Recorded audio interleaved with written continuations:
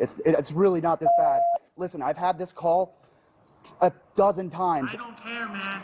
I don't care. I don't want to live anymore. I want to be free of my pain, man. The video from March 1st is disturbing. Alex Lamori, who had autism, was experiencing a mental health crisis and was walking toward Howard County police officers with a knife in his hand. Can you please drop the knife and we can talk about this? Lamori had called 911. He believed he was the victim of an extortion scam. He was making threats to harm himself. Officers looked for him inside his apartment building in Columbia for several minutes, but he wasn't there. Then they found him outside. There was a confrontation that led to 3 officers opening fire. Lamori was shot and killed. Drop the knife! Drop the knife. No! Drop it! We're getting cornered. He called for help. He should have left that night alive and getting assistance.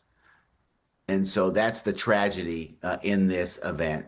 And that's why we have to work hard and do better so this never happens again. Andrew Stetner is a board member with the Autism Society. The group was a sponsor of Patuxent Commons, a new nationally recognized apartment building that includes inclusive housing for people with autism and other disabilities. Lamori was a resident there where the shooting happened. I think this incident, the killing of Alex Lamori, really fractured the trust that we had built. The Autism Society and other groups have worked for years with law enforcement and governments to train and educate on how to properly interact with the disabled community. It has made members of our community questioning, will they be safe if themselves or a member of their family has a mental health emergency and has to call for help. The Autism Society and a group of other organizations released a joint statement this week on crisis response, disability, and community safety, underscoring the risk when the disabled, mental health, and law enforcement intersect.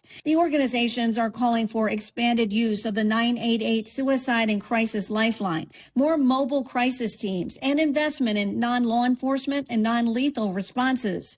The organizations also want those trained in crisis response to be available and better coordination to prevent future tragedies. We can train our police, of course, but wouldn't it be better if we can get mental health trained professionals there that can help diffuse the situation before you need to have the police there using lethal weapons? Stetner also suggests those with autism consider registering with the police department so officers will know before there's an interaction.